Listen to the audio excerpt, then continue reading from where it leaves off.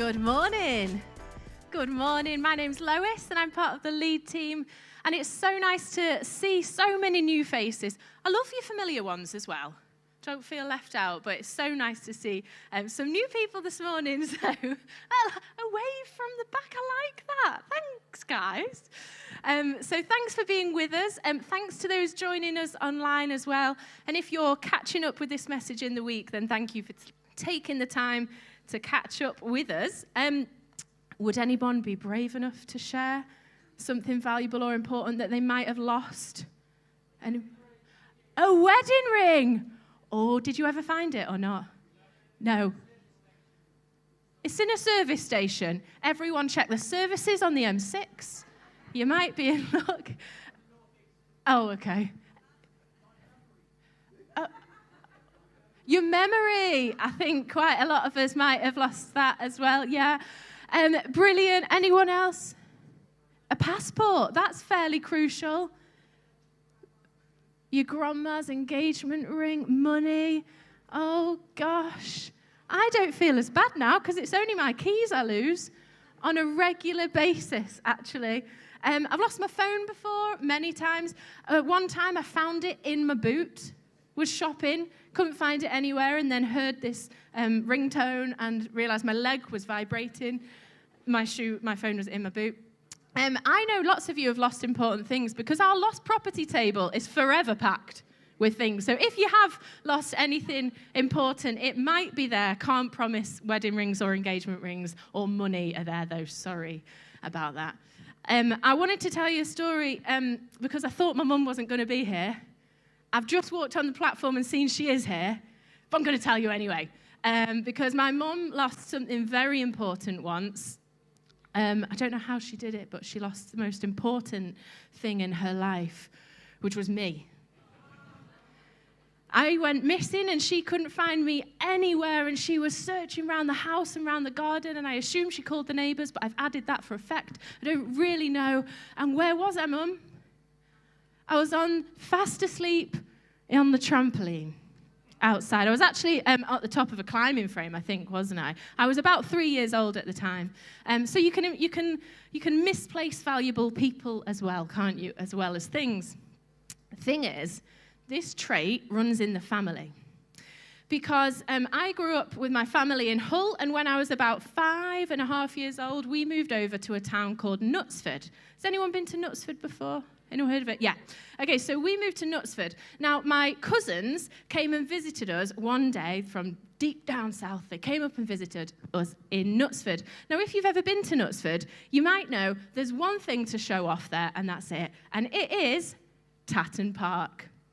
Tatton Park is a gorgeous 1,000-acre park, a National Trust property. There's gardens, there's play area, there's cafe, there's all sorts. There's lakes, there's deer, it's gorgeous. Has anyone been? I don't know why I'm describing it.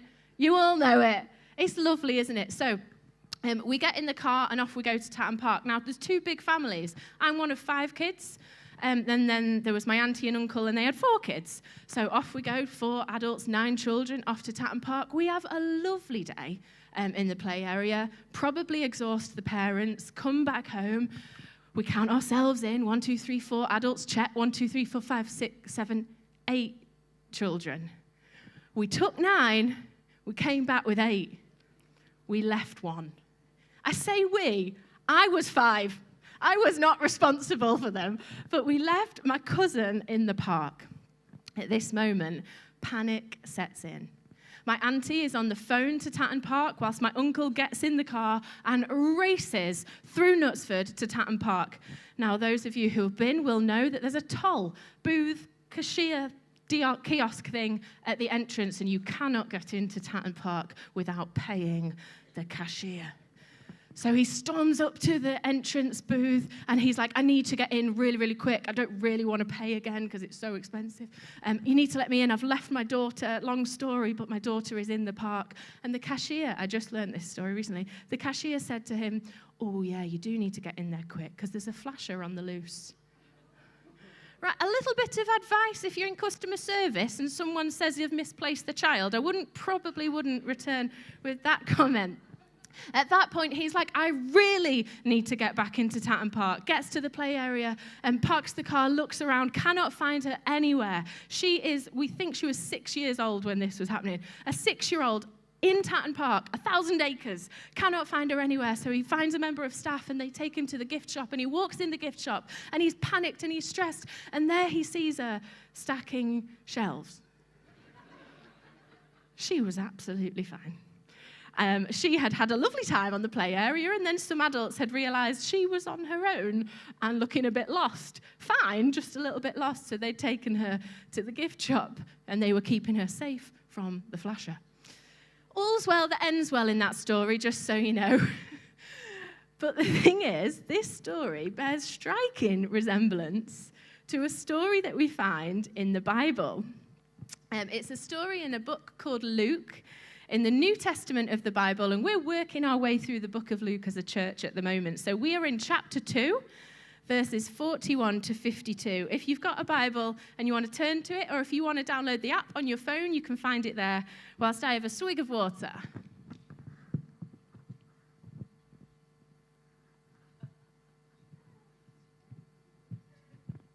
Okay, verse 41 to 52 says this.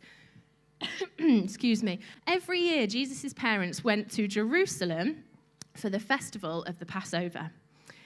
When he was 12 years old, they went up to the festival according to the custom. After the festival was over, while his parents were returning home, the boy Jesus stayed behind in Jerusalem, but they were unaware of it. Thinking he was in their company, they traveled on for a day. Then they began looking for him among their relatives and friends. When they didn't find him, they went back to Jerusalem to look for him. After 3 days, they found him in the temple courts, sitting among the teachers, listening to them and asking them questions. Everyone who heard him was amazed at his understanding and his answers. And when his parents saw them, they were astonished. His mother said to him, "Son, why have you treated us like this? Your father and I have been anxiously searching for you." "Why were you searching for me?" he asked. "Didn't you know I had to be in my father's house?" But they didn't understand what he was saying to them. Then he went down to Nazareth with them and was obedient to them. But his mother treasured all these things in her heart. And Jesus grew in wisdom and stature and in favor with God and man. Can you see the resemblances? There's this the family, large family that goes on a trip, has a lovely time, goes back home, and then realizes one of them is missing. Now, before you go on to judge Mary or Joseph, not that I'm saying you would, but in case you might feel like judging them for misplacing their eldest child, and who also happens to be the Son of God, let's just look at the context for this story. So, Mary and Joseph and their family were a devout Jewish family. And Jewish families would travel to Jerusalem to celebrate Passover every year. And their whole family would travel together. So you might think that I was from a big family when there was 9 of us that went to Tatton Park. And on these trips, there would have been the whole community. So there'd have been cousins, aunties, uncles, siblings, neighbors, friends, and livestock. And they would travel together to Jerusalem. Now, often what would happen is the women would travel together and they would look after all the children. So they'd be in one group, traveling along, looking after the kids, yapping away, putting the world to rights. And back there in another group would be the men, and they would travel together talking about, it's just dawned on me, I have no idea what men talk about. No clue.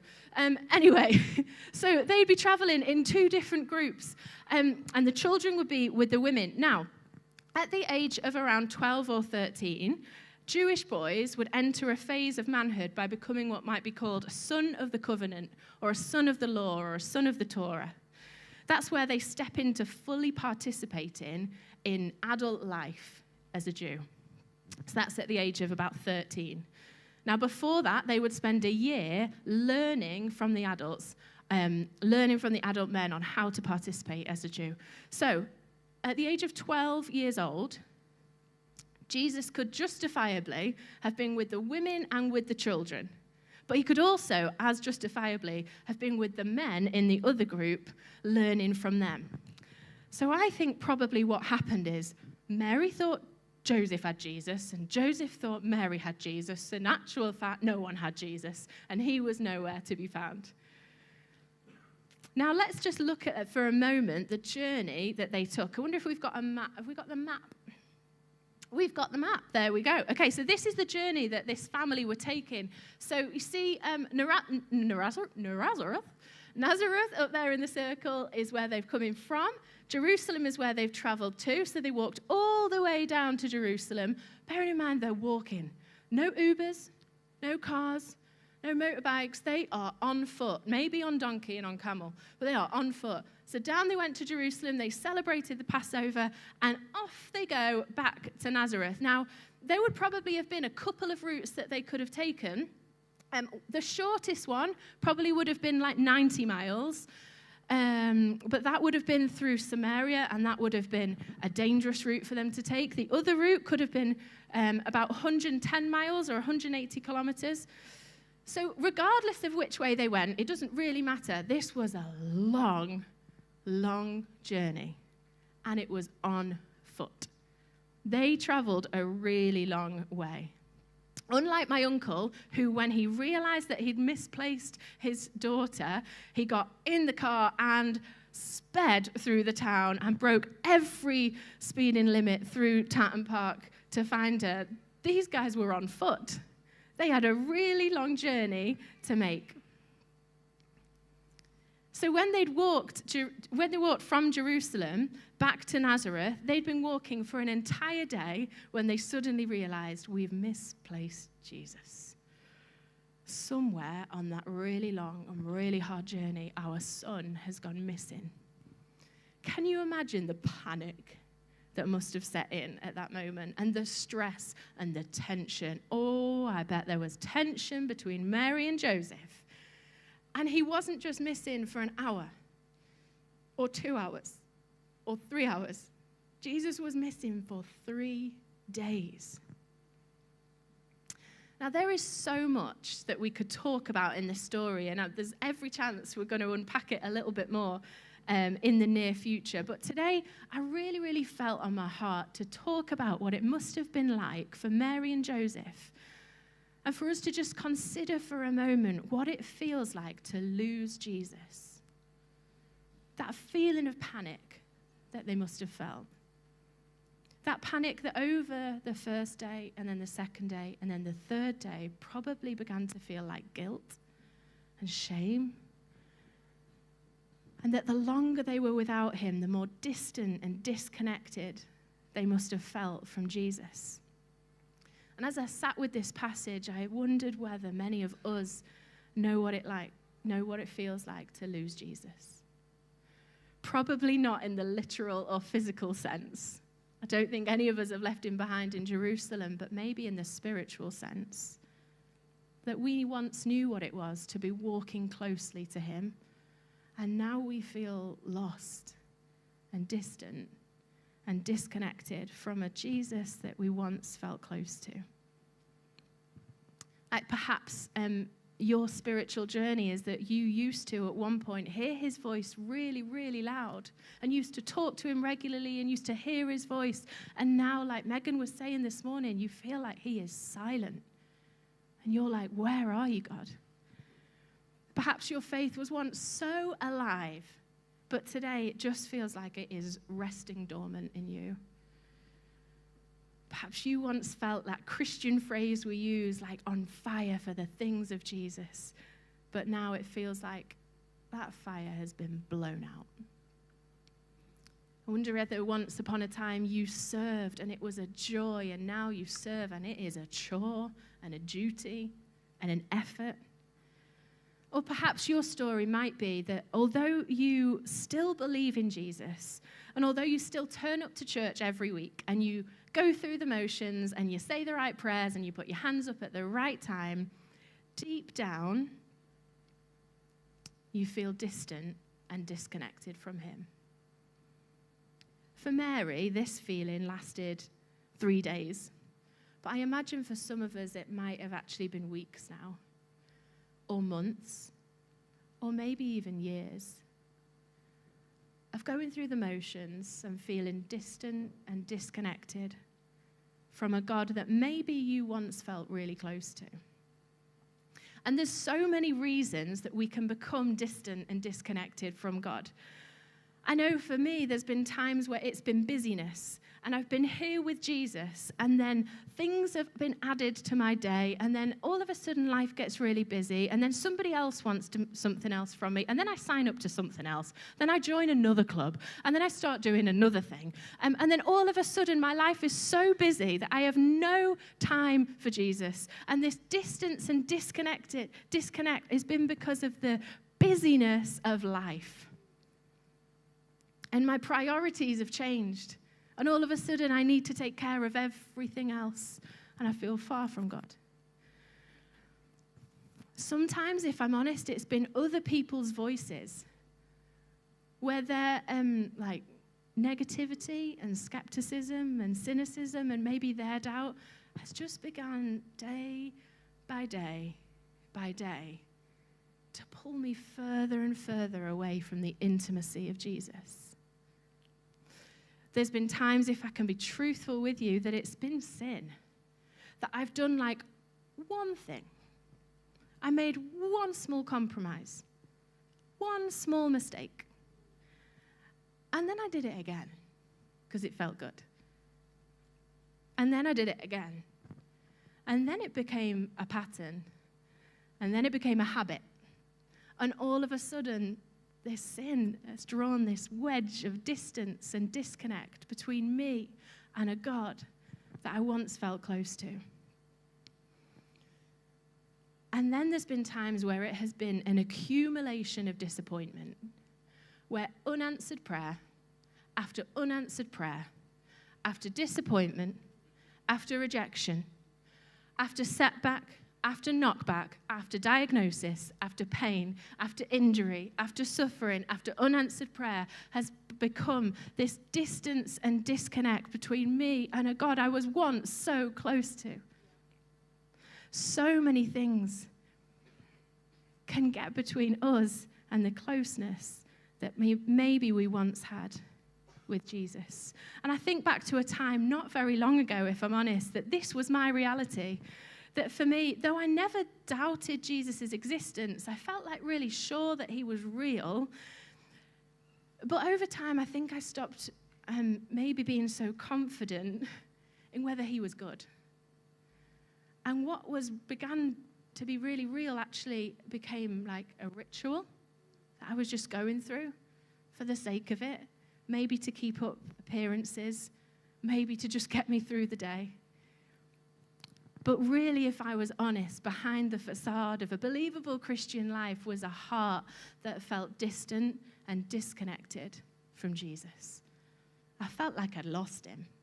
Felt like I looked around and like Mary and Joseph must have done, they'd gone, where's he gone?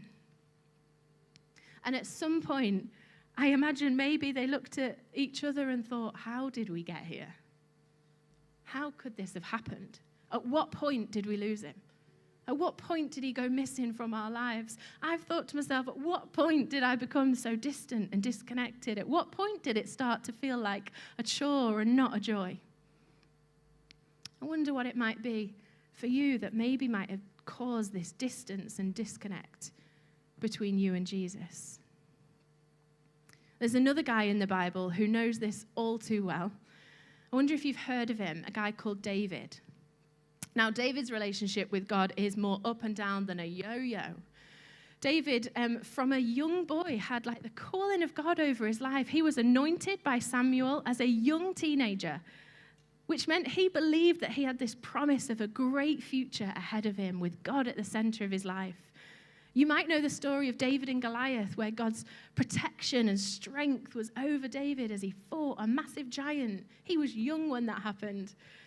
Then David is appointed as an armor bearer to Saul, but after a few years, he's banished and has to run away, and he spends loads of time fleeing for his life. Then he becomes king. He conquers Jerusalem. He's like up again. Things are good again. He's close with God again. And then pride and sin comes into his life, and he falls for temptations, and he makes some really, really questionable decisions.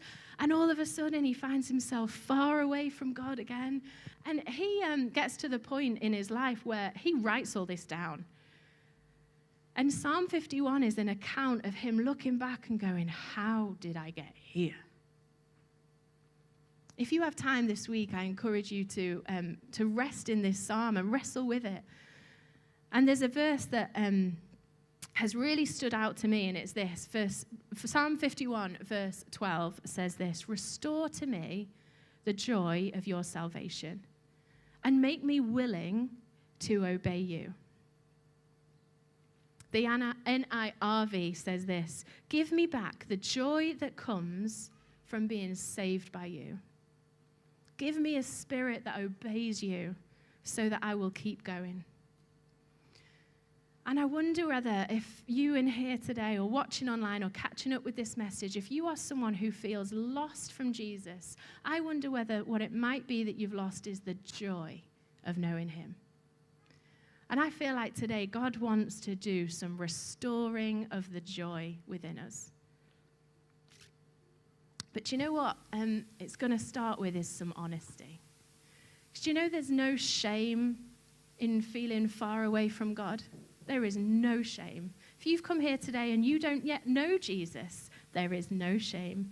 If you've come here today and you've spent your whole life knowing Jesus, but yet you're still really looking for truth, there's no shame.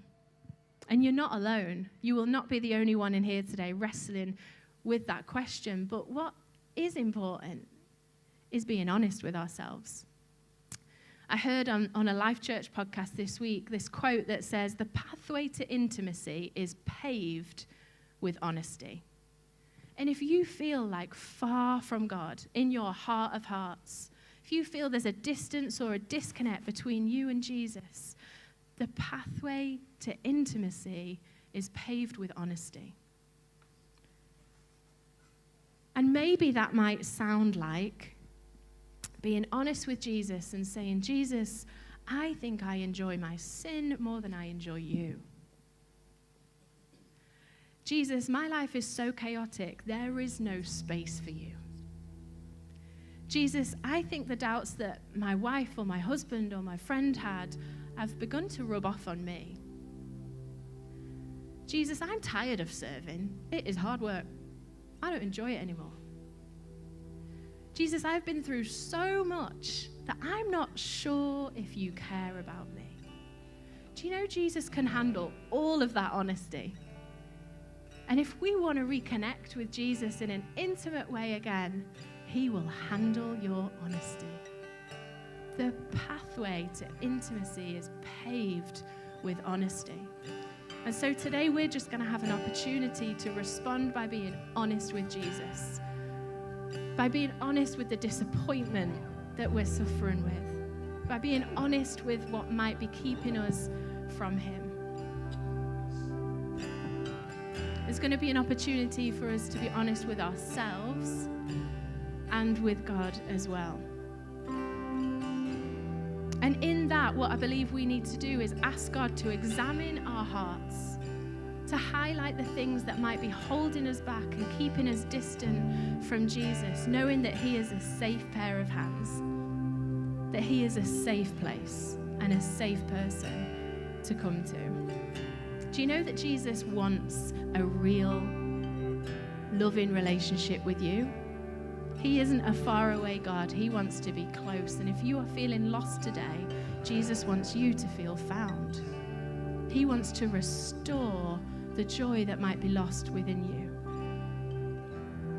I believe that God wants to restore some joy in people's relationship with him this morning. Or maybe for you, this is the first time you've heard about Jesus, but you want a close, real, living relationship with him. You know, at the end of the story, we realize that after 3 days of looking and 3 days of agony without him, Mary and Joseph eventually found Jesus in the temple. He was right where they left him. And I've had this phrase going around my head this week that I feel like maybe Jesus might be saying, "I am right here. I've gone nowhere. I've never left you. I've never once turned my back on you. I've always been with you. I am right here." And there is a call today that if you want to know a closeness with Jesus again, that he is saying, I am right here.